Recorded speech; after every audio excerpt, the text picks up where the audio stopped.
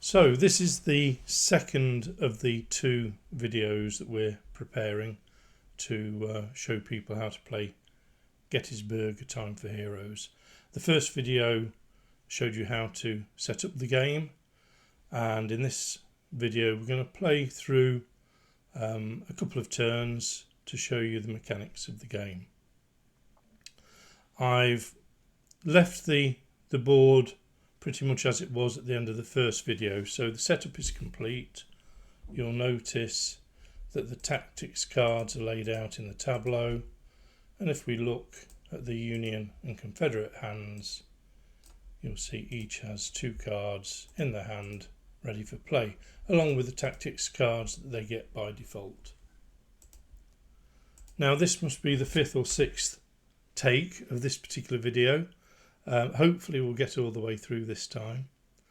I'm being monitored by my co-designer Valentin, who you may hear his voice if he jumps in to tell me that I've missed something out, and that may allow me to correct it and continue recording. If not, then we'll cut and we'll edit as necessary. Anyway, without further ado, let's start playing the game. Before we get into the game itself, I just want to explain a couple of things on the board. So we have the turn track here. The Gettysburg is played over 3 days, and each day is divided into 2 turns. So day 1 here, 2 turns, day 2, 2 turns, and day 3. And then each turn is divided into a number of activations, and these vary depending on the turn in play. So you can see the number of activations differ for each turn. Right. The game is played across 18 activations. Each side will get 18 activations in the game, unless one side or the other achieves victory before the end. The Confederates will start each turn, and then as they finish their activations for the turn, it will flip over to the Union. Okay, as each player plays their turn, there are basically 9 steps in the sequence of play that they will go through, and then there's a couple of steps at the end which are sort of admin steps. We'll be following the sequence of play that you'll find in the rules, but it's also duplicated on Board Game Geek in a play aid that has text on one side and a flowchart on the other. Basically, I'm going to be following the textual sequence of play in the session today. So, as I say, each turn has 9 steps on the sequence of play for each player. The exception to that is turn 1, because the very first step you've effectively already done during the setup. So we jump in straight at turn 2, and as I say, we start with the Confederates. So we'll take a look at the Confederate hand, and we will decide which of our cards we want to play as our first activation. I'm going to make fairly arbitrary decisions as we go through the game today. I'm not going to try and come up with any great strategy or play any particular tactics. So I'm just going to draw the first card here, which is Pender. So I'll drop him into this position here. On this card, you'll see at the top there we have Pender as the major activation, and we have Heth as the minor. You'll have one or more minor activations on each card. The 3 squares at the bottom indicates that this card awards me 3 momentum cubes. So one thing I should mention is your major activations will come out in historical order. So these will be appearing as major activations in the morning or afternoon of each day that they actually historically appeared. However, minor activations can result in leaders coming in early or even late compared with their historical arrival. The players can play their major or minor activations in any order they wish. So you can start with the minor if you wish, or you can start with the major. And when you place the formation on the board, that is not part of its activation. So for a major activation you get to move twice, for a minor you get to move once. When you place the formation on the board, that does not consume one of those moves. You've still got those to do. The location that the leader comes in is indicated on the card. So here we'll see that Pender will arrive in location 5, as does Heth. Okay, so I'm going to start with Pender. I'll drop him in on location 5. Don't forget, Andy, because you played the card, you need to take your momentum. Valentine is quite right. I actually jumped over the taking of the momentum. So, as I was saying earlier, the 3 cubes here I gain by playing this particular card. So I'll take them from the common pool. 1, 2, 3, and I'll drop them over here.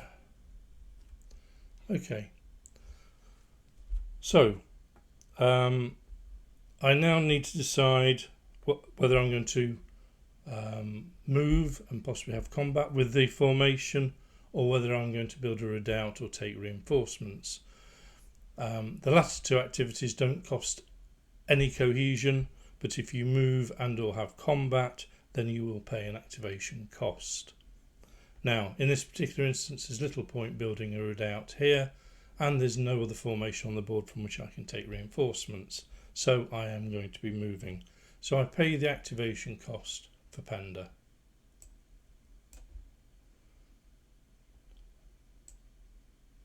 So you'll see I've reduced the cohesion by 1. Next I make a move, and I will move here. And at that point the Union player is going to stop me and say, hold on a second, I'm going to play the General Buffered card. So if we zoom in so you can read this.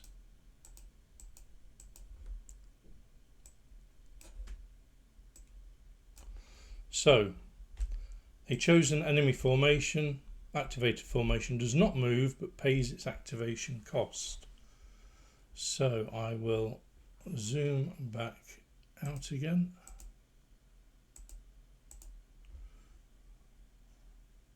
Close these, take these out of the way. So because the Union have played that, Pender ends back at location 5. He's spent his cohesion, he doesn't get that back, and that's the end of his activation. So I still have one other activation to do, which is Heth, my minor activation. So I will put him onto the board, location 5. He is going to move as well, so I will pay his activation cost, and then I will move him 1 location. So, having done that, I now need to draw a new card into my hand. So I'm going to draw this card into my Confederate hand. Okay, having done that, I do that basically at the end of each activation, unless it's the last activation of a turn, or it's the penultimate activation of the game. So I replenish my hand at this point, but when we get to a similar point here, because that is the last activation of a turn, then I won't do it, as you'll see later. Okay, now because it's turn 1 and I've not been involved in any combat, I lose 1 momentum. So I need to take a momentum here and return it to the main pool. Then I can choose to buy tactics cards if I wish. So I have 2 momentum remaining, and the cards are valued at 2, 2 and 3. So the only 2 cards I could buy are these 2 here. We'll zoom in so you can have a little bit of a look at those. Apologies that in the vassal module they're sideways on, but I'll give you a moment just to have a look at those.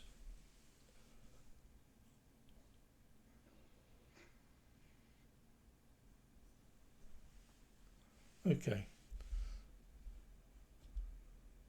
and I'll zoom back out again. You can always pause the video if you need more time.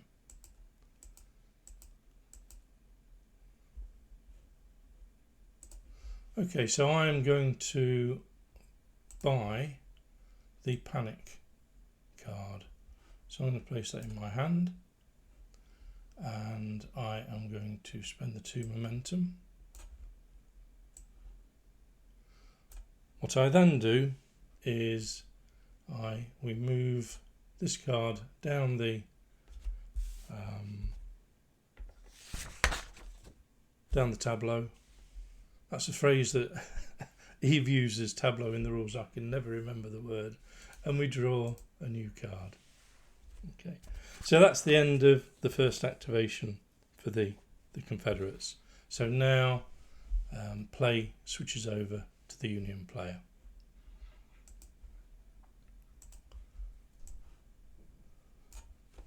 The Union player will play this card,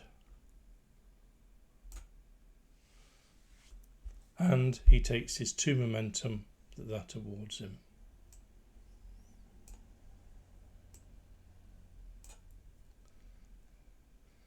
Now again we have 1 major activation and 1 minor. I'm going to play the major first, and Reynolds will come in either location 7 or 8. He has the choice, or the player has the choice. So I will bring him in location 8. I'm going to be moving him rather than doing reinforcements or building redoubts, so that is going to cost me a point to activate him. Then I perform his move. He will move here. Pause to allow the Confederate player to play any tactics cards he wishes. He's not doing so. Because this is the major activation, I get a second move, and I will move here. So that is the first that is the major activation completed. We still have the minor, and we have Howard, who enters in location 9. So we'll bring Howard in here. I'm going to be moving him, so I'll pay the activation cost. There. And I will move him here. Okay, so there are no more activations on my card. So I draw a new card into my hand, and it's not the penultimate activation of the turn, so I do that. And then, because again there's been no combat, the Union lose 1 of the momentum that they gained. That goes back in the pool. So they now have 1 point of momentum, which means they cannot afford to buy any of the cards available. So, as there's no card purchased, we need to discard the card on the right hand side, move the others 2 along on the tableau, and we draw a new card. And that is the end of the first activation for the 2 sides. So now we go back to the beginning of the sequence of play, and the first step, the one that we omitted from the first turn, or the first activation, is to move the activation marker to the next box. So we do that here. Then remembering it always starts with the Confederates, So the Confederate needs to play one of the cards in his hands. This time he's going to play the Pender card. Now, before he does that, we need to move the previous card one box on to the right, and we drop Pender in here. Now, it's ideal, if you can, to build up a series of 3 cards over the play of the game where the number of momentum cubes on each card is identical, because if you get a set of 3 identical momentum values, you get a bonus momentum. As you'll see here, because I've played a 3 and then a 2, I'm foregoing the possibility of achieving that. Anyway, so we've played Pender. It awards us 2 momentum, so we will take those.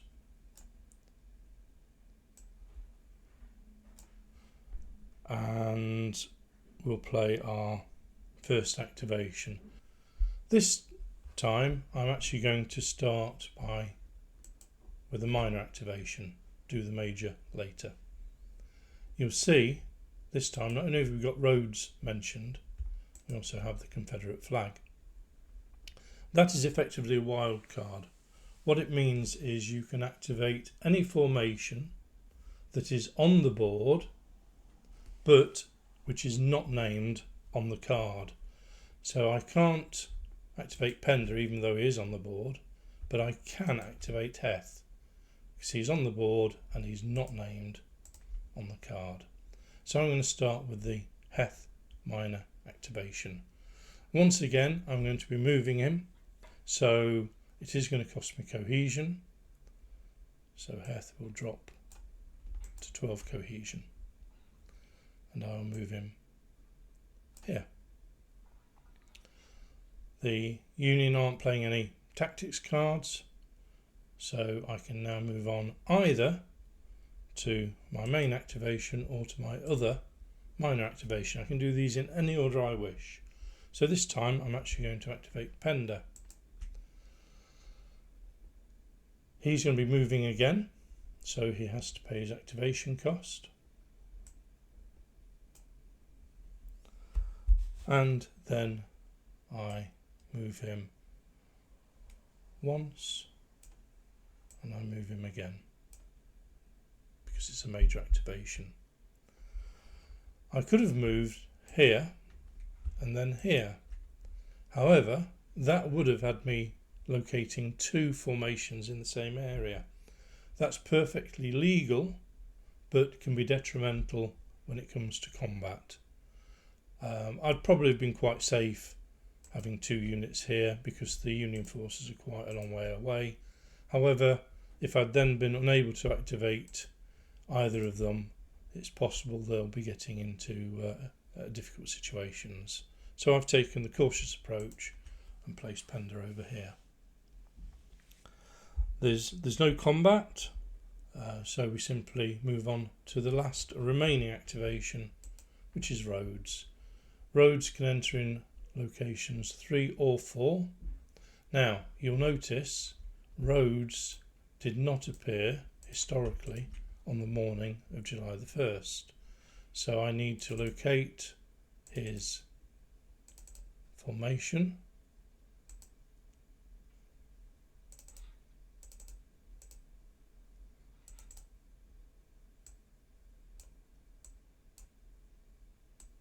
There it is. So this is an example of what I was talking about earlier, where minor activations can result in early or late arrival of formations compared with the historical arrival time. So Rhodes comes in at 3 or 4. I'm going to bring him in at 3. I'm going to move him, so again I need to pay the activation cost, thus, and he will move here. Because again we've not had combat, the Confederates are going to lose another momentum cube. Now the rules state in turn 1 at the end of during the first turn, to simulate the eagerness of both sides' local leaders to engage during the initial stages of this battle, which neither commander wanted, the side loses 1 momentum cube for each of their activation phases in which they make no attacks. So we lose a momentum cube in both activation phases of turn 1. So that completes the Confederate turn, except they now need to look at tactics cards and see if they want to buy any. We have 1 momentum cube, so we could buy Confused Retreat if we wished. However, in this instance, Lee is going to decide he's going to continue to hold that momentum for future use. So, as before, because something's been bought, the rightmost card is discarded, and we move along the cards and draw a new one. Okay, and now play switches over to the Union. You'll note, as mentioned earlier, I've not replenished my hand. Because this is the last activation of a turn, you don't replenish your hand. Moving to the Union. Right, so we move this card along and we play one of these other 2 cards. Now, the Union is going to be influenced by the fact that this has 2 momentum, as does this. So they're going to play this card in the hope in the next turn they get another 2 momentum card that will allow them to build a set. So again, we have 1 major and 1 minor. Before I forget, let me take the momentum that has earned for me. 2 momentum cubes added to the 1 I'd retained from previously. We'll start with Howard. He is going to move. He's not building redoubts or reinforcing, so he will pay 1 cohesion. He will then make his first move, moving to Cemetery Ridge, and no cards being played by the Confederates, so he'll continue on to Gettysburg. And that ends his activation. But we have Reynolds to play as well. Now, we can ignore the entry locations here because Reynolds is already in play. Again, like Howard, he's going to move, so he needs to pay his cost.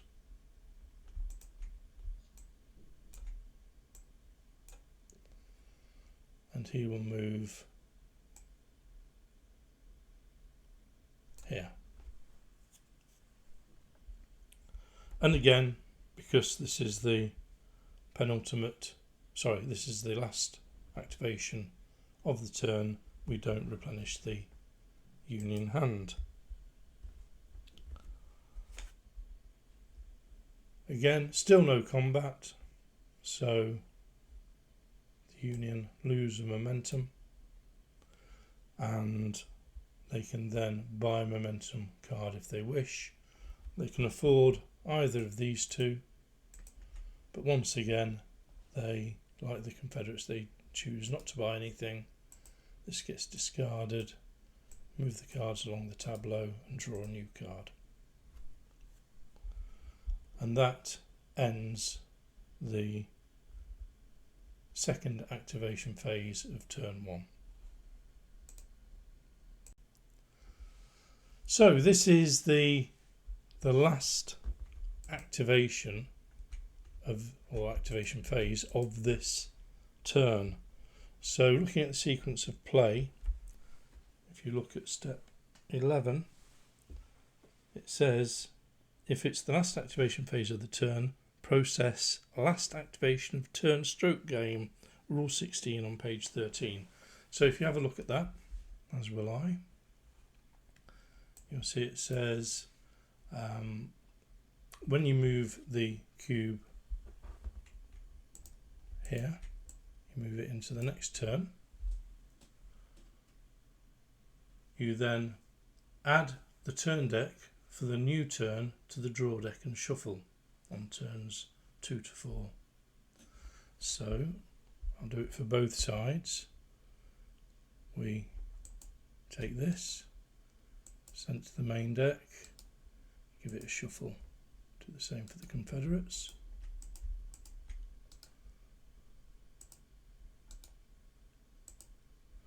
And then it says, identify the number of activations for the turn. For example, on game turn 2, you have 3 activations, 1, 2, 3. And make up your current hand size to this number by drawing cards, if necessary, from the top of the draw deck. For example, on turn 2, there will be 1 card in your hand, which, as you can see, is the case. And so we need to draw 2 additional cards to make up the hand. We're doing the Confederates at the moment, so I will draw 2 cards.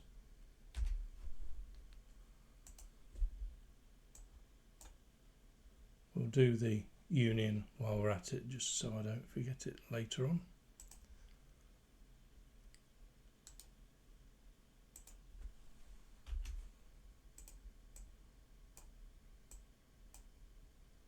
Okay,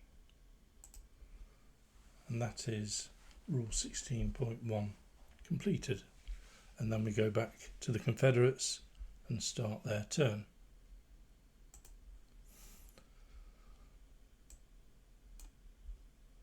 So once again, move these cards along, and this was my first opportunity to build a set of 3 cards, which, as we've said before, the Confederates aren't going to be able to do. But I'm going to play this card as my next card. So I take the momentum. This earns me 3 cubes.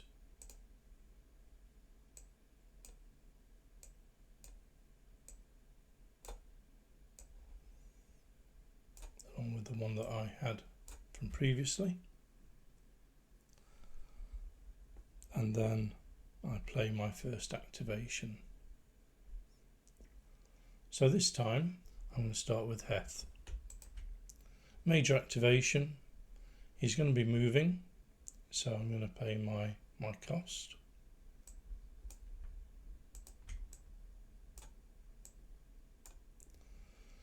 And he moves here. Pause to give the Union chance to play a card. They're not doing, so I have my second activation, and I'm going to move into combat here. So now we have combat to resolve. Before I resolve the combat, I just need to indicate that the CSA took control of this location. So I will move a control marker here, and I'll move the victory point marker forward 1 space.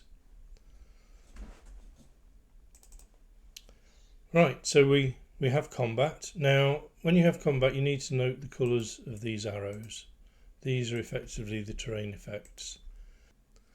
If you have a green arrow, such as here, you will gain 2 additional dice in combat, as indicated by the double head.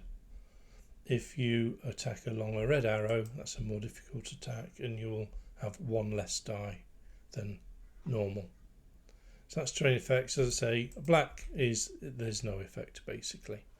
The way you resolve combat is you take a look at your leader's formation. So we've got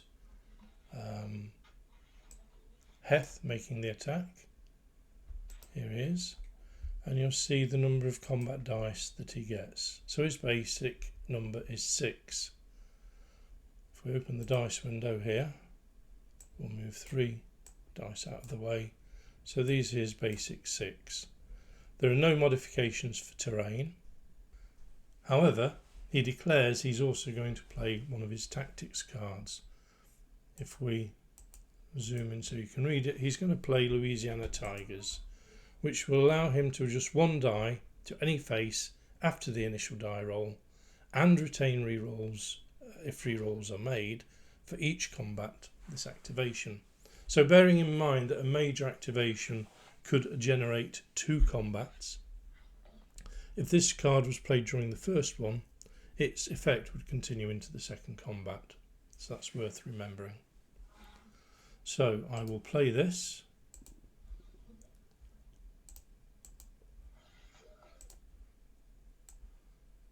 So there are no other adjustments to be made, so I can now roll these dice. Okay, that's a really good roll for the Confederacy. You're basically looking for high doubles or individual threes. You don't want low doubles. So you can see here I've got a 6 and a 6 and a 5 and a 5 and I have a 3. And if you look at the combat results, and again apologies on this, you're seeing a sideways view, but you'll see a double 5 means the defender loses 1 cohesion, a double 6 means they lose 2 cohesion and they retreat, and a 3 means I gain a momentum. So zoom back out again.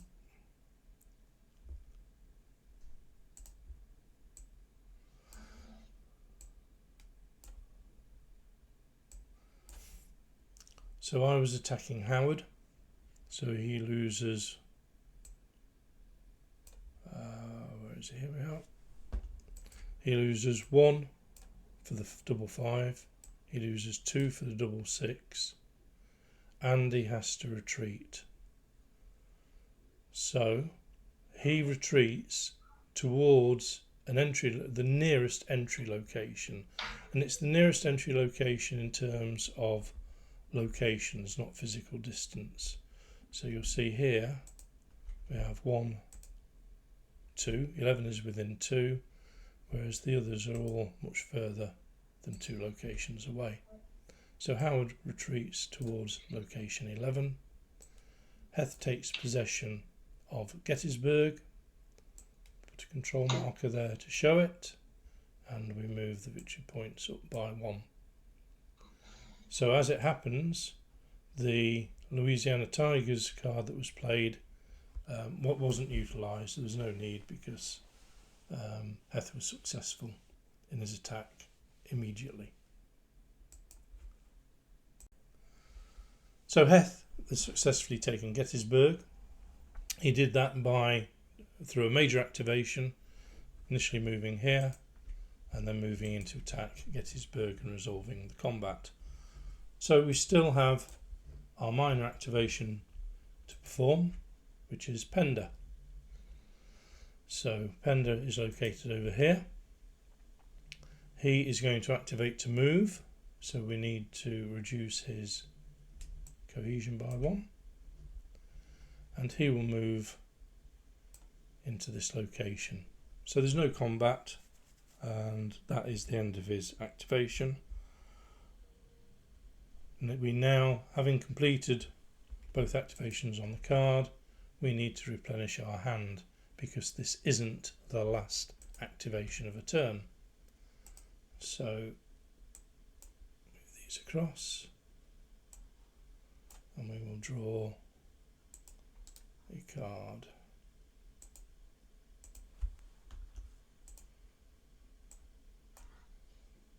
Okay.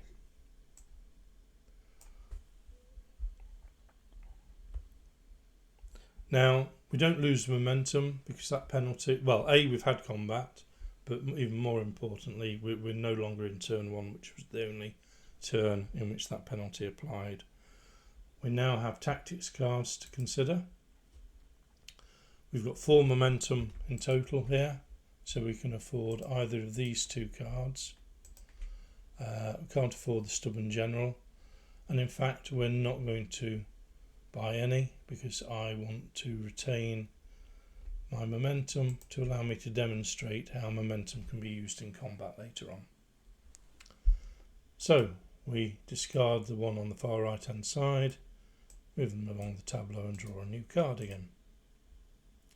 And then we go over to the Union player. Move these cards across. Take a look at the Union hand. Okay. So he has a 2 and a 2. So it's to his advantage to play this card and build a set of 3 cards. Now in reality, if you're playing the game, you would have to balance that advantage over any advantage you might have from a strategic point of view of bringing one of these players, these cards into play.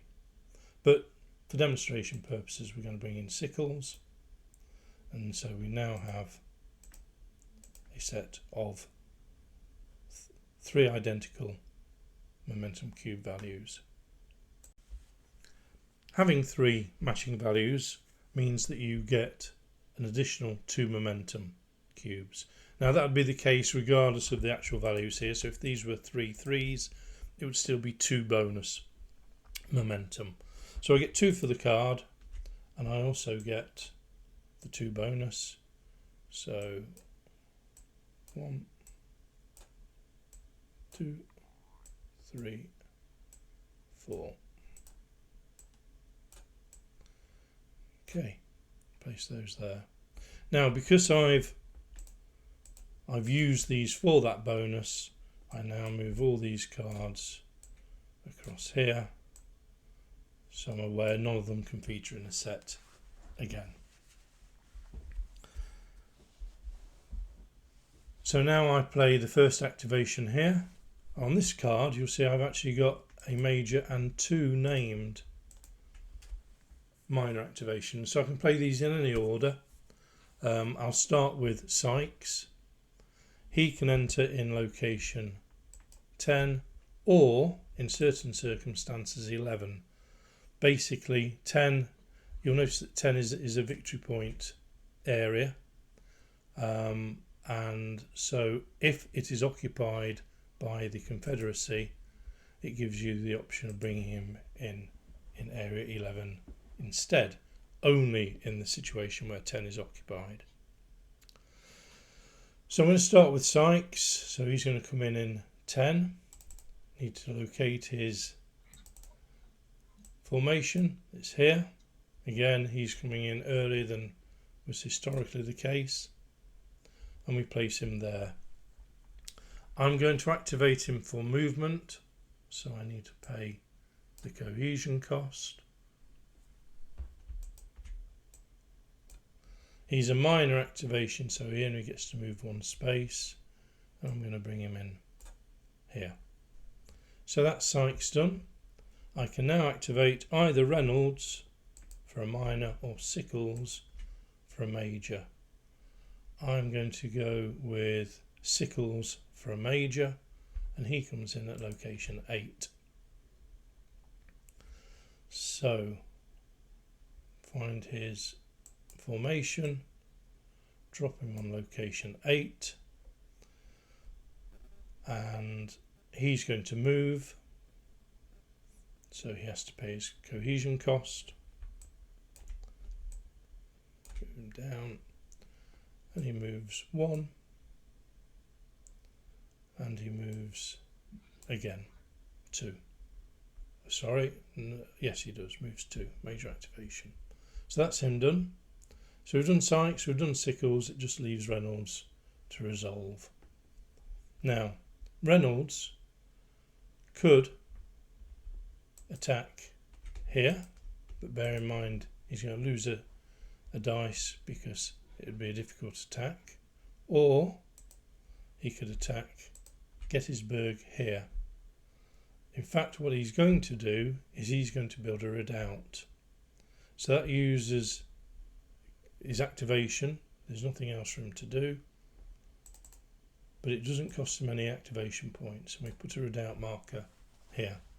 A location can have up to 2 redoubt markers and they help the defender as you would expect in combat. So that is all of the activations from this card completed. We then draw a new card into the Union hand.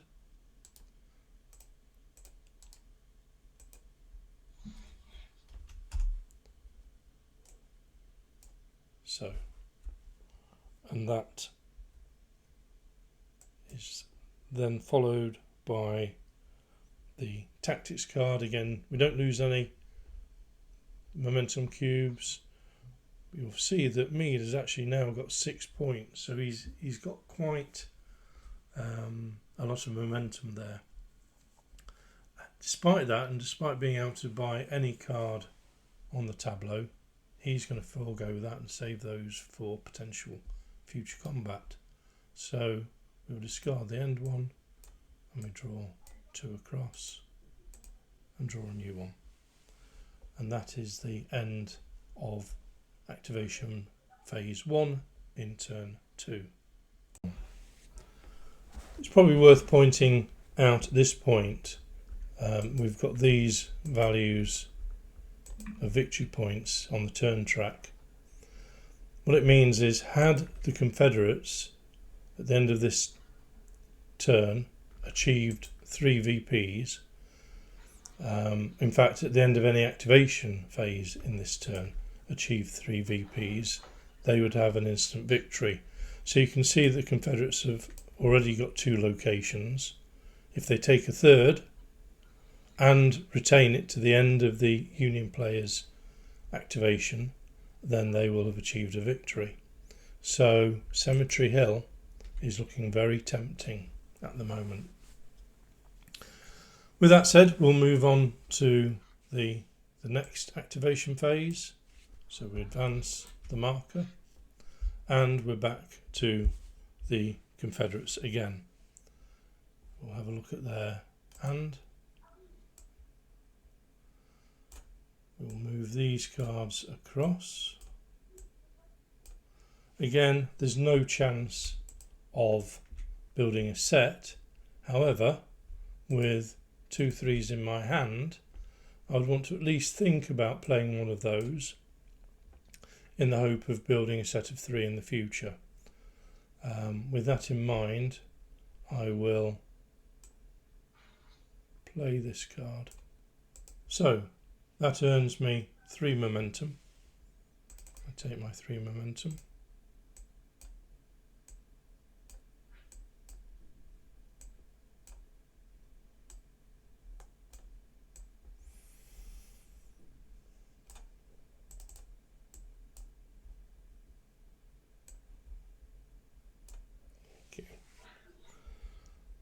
And I now have Johnson, Pender and Early that I can activate.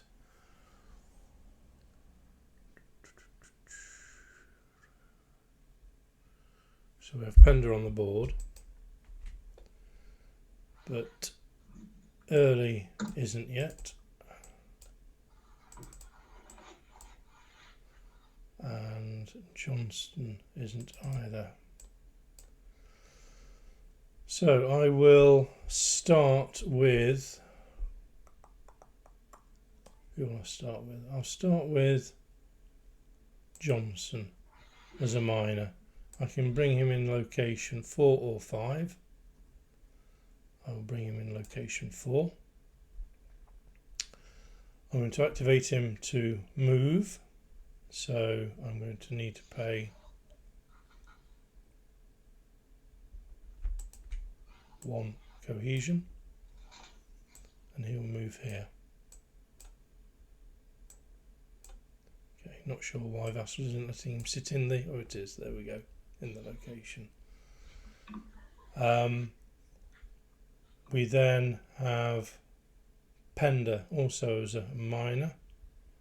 I'm going to leave that for a moment though. I'm going to go with Early next.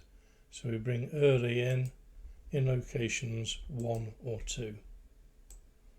And we'll bring him in location 2. We can now activate him for movement, which I will do, so it's going to cost him a cohesion. And his very first move brings him into combat with Howard. So he'll have a look at his hand of tactics cards. There's nothing there that he wants to play. The Union will also be checking his. Likewise, there's nothing he can do. This card here can only be used during the player's activation, so when the Union is the active player, so he's not able to play that at this point. You'll notice that the arrow is a black arrow, so it's going to be a fairly straightforward combat. And we'll have a look at Early's capabilities, and you'll see he's a 5 dice general. So open the dice window, we'll stick 5 dice ready to play, take one out of the way.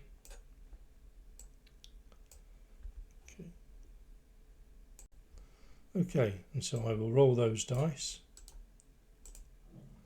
Remember, I'm looking for doubles, preferably high doubles. So a double 4 is useful. A single 5 is no use to me. A 2 is bad if I end up with a double. And a 3, there's some benefit. What I'm going to do now is I'm going to actually choose to I'm going to hold on to the 5 and the 2 4s, and I'm going to re-roll these 2 dice. Now, if I want to do a re-roll, I have to pay for it, and there's 2 ways I can do that.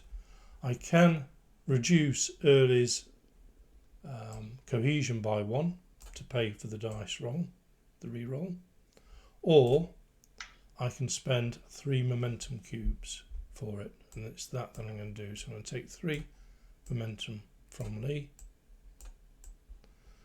drop them back over here, and then I'm going to re-roll these 2 dice.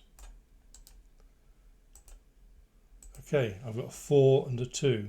Well, 3 4s are no use to me, and a 2's bad, so I'm actually going to re-roll again, and again I have the choice of spending momentum or spending an extra cohesion. So purely for demonstration purposes, I'll do the latter. Hold on to the 4 momentum that I'm still holding, and I'll re-roll these dice. Oh, a 6 and a 2. Okay, maybe I should cut my losses there, but I'm actually going to hold on to the 6 now and choose to do another re-roll and spend momentum to do it. So I take 3 momentum cubes, turn them to the, oops, try that again, turn them to the stockpile and re-roll these 2. Well, that got me nowhere. I could lose more cohesion, but that would be rather counterproductive, so I'm going to hold at that. So I've got 2 4s, which according to the combat results means the defender loses 1 cohesion. It's just 1 loss for Howard. So we reduce Howard's cohesion by 1. I have a horrible thought. I've been moving Howard down here and here, whereas it should have been from 12. He should have been over there and then here, and now he takes 1 for combat. I've been punishing him too much. So that's Howard. Howard retains the location, so Early is forced to go back to his entry location. However, it is a major activation, so he gets a second bite at the cherry. And in he comes again.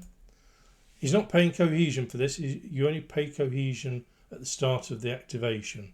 So when you first draw your card, choose who you're activating, choose to activate them for movement or combat, that's when you pay, and for a major you then get 2 movements and or combats for that 1 cohesion. So Early is attacking Howard again.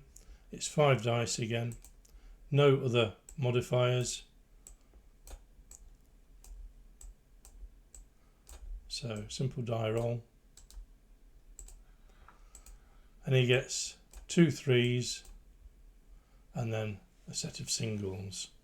Now, unfortunately, Lee only has 1 momentum left, so he can't pay for a re-roll that way. So if he wants a re-roll, then Early is going to have to pay a cohesion. That's rather counterproductive at this stage, so he's just going to take the 2 momentum that 2 3 results get him. So we'll bring 1, 2, and he heads back to his location. That's the end of his activation. So we've done Early for a major, and we did Johnson for a minor. We still have Pender and his minor left. So we have Pender left to activate. He's actually going to build a redoubt, because I'm thinking we want to hold on to these Confederate wins. Having Pender there with a redoubt is putting a little bit of a roadblock in the way of anybody wanting to move, any Union's forces wanting to move to this location. So Pender will build a redoubt.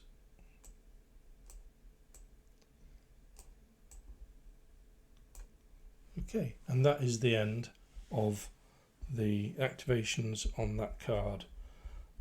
We now have to draw a new Confederate card.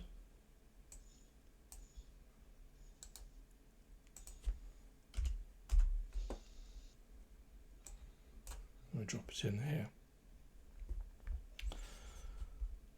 Now, tactics cards. We have 3 momentum.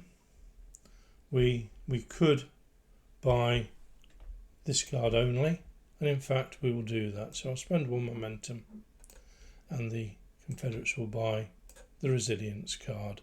There is no limit to the number of tactics cards that a side can hold, by the way. Excuse me. And you'll notice you can buy any of these 3 cards. I've bought one out of the middle this time. So we slide this one across. Because we've bought a card, we don't need to lose the one on the right hand side. And we draw a new one. Now this card is interesting because it has 2 values here. This indicates that it will cost the Confederacy 4 momentum to buy this card, but it can be bought more cheaply by the Union for 3 momentum. So that's the Confederacy done. Now it's time for the Union to play one of their cards. They've got nothing in these areas, so they don't need to worry too much about whether they play a 2 or a 1, whether they go when it comes to building up a set. So in this case they're going to play Slocum, but they're also going to declare they're going to play their Commander-in-Chief option. So they move this cube across here to indicate that they're using their Commander-in-Chief's special function. Using the Commander-in-Chief brings a number of benefits.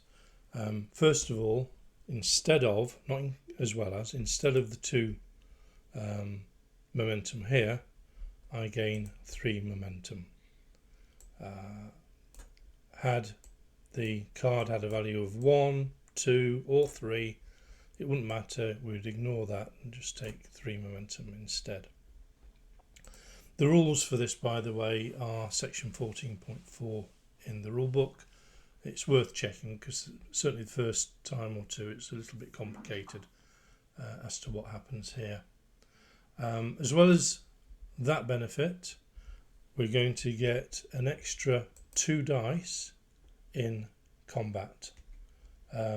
Only applies to 1 attack though, so if it's a major activation we need to bear in mind it's only if they make 2 attacks we can only apply this to 1 of them. Additionally, if we had 2 cards here with the value of 3 momentum, the Commander-in-Chief would be treated as the 3 momentum and would complete that set, gaining the 2 bonus momentum that gives as well. A Commander-in-Chief can only ever complete a set. He can't participate in or start a set. So here we're starting a set effectively, so there's no benefit. Now, the other thing that a Commander-in-Chief does, it allows you to activate, well, basically you ignore the names on the card, and instead you get 1 major and 1 minor activation anywhere on the board. So in this case, I've got 1 major and 1 minor anywhere on the board. I should have said, by the way, that the +2 for combat that we talked about from having a Commander-in-Chief intervening, this one here, only applies to the major activation. So for my minor activation, I'm going to go with Howard. I will pay 1 point, 1 cohesion point for him, and I will move him into this location here to try and prevent the Confederacy getting their 3 VPs that they need for victory. For my major activation, I'm going to go with Reynolds. So Reynolds is going to attack Pender. Now, I'm going to lose a die because of this red arrow, but I'm going to gain 2 dice because we're using the Commander-in-Chief. I'm going to use that benefit in the first attack. It's a major activation, so potentially there are 2 attacks coming up here. Now we also have to consider the effects of the redoubt that the CSA have got in place here. The use of the redoubt is optional, so the CSA have to declare whether they're going to use it or not. The reason it's optional is once it's used, it's consumed, it disappears. So how do redoubts affect combat? Before the attacker rolls, the defender makes their choice, and if they use the redoubt, they can set the same number of dice to any face they want. So we've got 1 redoubt here. Consuming that would allow the Confederate to set one of the Union's dice to a value of their choice, and they will go for a 1 because ending up with a double 1 in a roll is the most detrimental result. If they'd got 2 redoubts there, they could choose to consume both of them and actually set 2 dice. The other thing to bear in mind is that when you consume a redoubt, they are set for the remainder of the current formation's activation for the current location. And what that means is if Reynolds then makes a second attack on Pender with his second activation of his major activation, then that will also be affected by the redoubt had it been consumed in the first of his moves, the first of his combats. So the CSA are going to use that redoubt, so it gets consumed. So we'll get the dice window open, and we see that Reynolds has 6 dice as standard, but he loses 2 because of he loses 1 because of the red arrow. He gains another 2 because it's the the Commander-in-Chief that's making the attack. The fact he's using the additional 2 now means if he does make a second attack, he won't get those dice then. The CSA have played their redoubt, so they're going to set the value of one of the dice to a 1, so that one there won't get rolled, it is preset, and the Union roll these dice. Okay, we have 2 6s, and we have 2 4s, and we have a 3 and a 4. So that 4's useless. The rest of the dice roll is really good for the Union because they've got a double 4, which causes 1 casualty, and they have a double 6, which causes another casualty and a retreat. So Pender has to take 2 losses in total.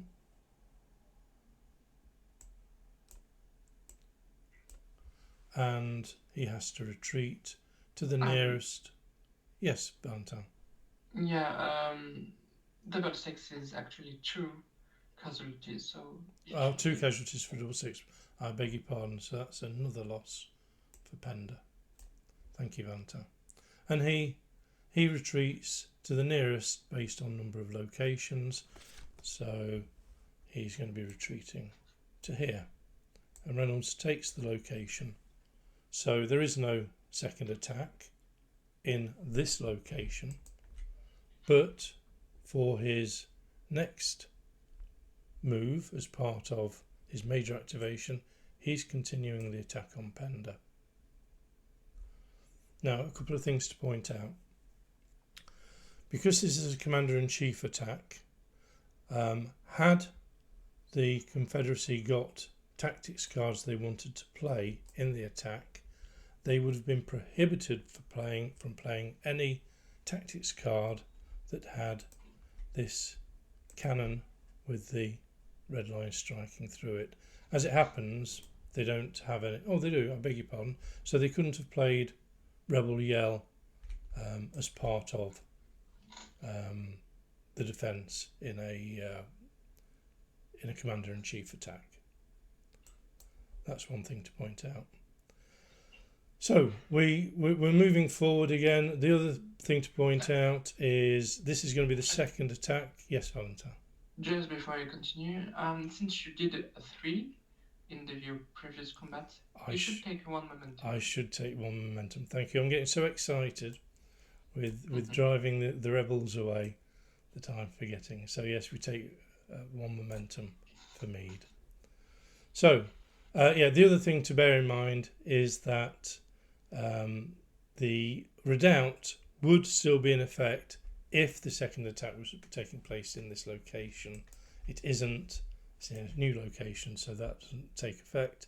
And also, we've already used or utilised the +2 dice benefit that the Commander-in-Chief attack gave us. We only get to use it once, so we don't get it in this attack. So this attack is basically a Reynolds with 6 dice, nothing preset, no bonus dice, but he loses a die because again it's a red location. So we then roll, and now we've got 2 5s, 2 4s and a 1. So a casualty for 2 4s and a casualty for 2 5s. We're getting really good dice rolls in this game for some reason. But that's good because it allows me to demonstrate something else to you.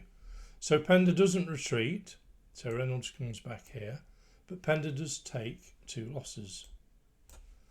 And you'll notice that moves him into this orange zone, which means he has to take a cohesion check. The way we take a cohesion check is we roll a single die and we compare it with the value shown in the box.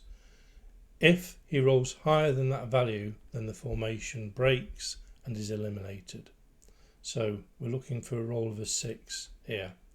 Rolling, rolls a 2 and he survives the cohesion check. That pretty much concludes the demonstration. I think we've covered most features of the game. There's a couple of other points to make. One, you'll notice that when Reynolds moved out of his location, we left the redoubt in place, and that's the way the game works. The Union would have had the option of removing the redoubt if they wished to, but if they choose not to, then it stays in place. The only other major feature of the game that we've not covered is reinforcements. So I'll just talk you through that now. Let's just move these out of the way. Let's assume that sickles had been activated as a major or a minor. Instead of moving or having combat, we could have opted to have him exchange reinforcements with somebody who is co-located or adjacent to him. So in this case, Sickles and Reynolds could exchange reinforcements. Now, the fact that Sickles is activated doesn't affect whether he receives or gives reinforcements. He can do either. It's the player's choice. If we look at the relative values of the units, we'll see that Sickles has lost 1. He's still quite healthy. And Reynolds is down to, well, he's only lost 2. He's fairly healthy as well. Now, you can only exchange reinforcements in increments of 1 or 3. You don't have the option to do 2 reinforcements. So it would be pretty pointless. Well, in this case, we can only do the 1 reinforcement. Neither of them will benefit from 3. So let's assume that we're wanting to move troops from Sickles to Reynolds. And what we do is we take these markers here. I'm just going to move them over here so we can see them a bit more clearly. And you'll see they have values +3, -3, +1, -1. What you do, without showing them to your opponent, is you take a matching pair, a plus and a negative, in this case it's 1, and we place it down here, flipped so the enemy can't see it.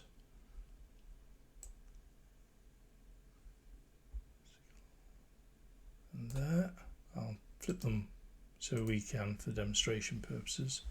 And what this means is that Reynolds has 1 more cohesion point than is shown on the track, while Sickles has 1 less cohesion point than shown on the track. Now, if you use reinforcements, it's important that the owner of the formation keeps a careful check on this, because in this instance, if Sickles had dropped down to this value on the chart, his real cohesion level would be 6 -1 is actually a 5, which puts you in this area here, at which point he would need to declare the reinforcement to his opponent and do the cohesion check. So that's reinforcements covered as well. I think that's most functions of the game covered. Hopefully it's fairly clear and helps you in playing the game. I think the most complicated elements of the game are basically in the setup, sorting your decks and taking your initial hand, and then at the end of each turn, the fact that you don't replenish your hand at that point is also a bit of a complication. Hopefully most of the rest of it is fairly straightforward.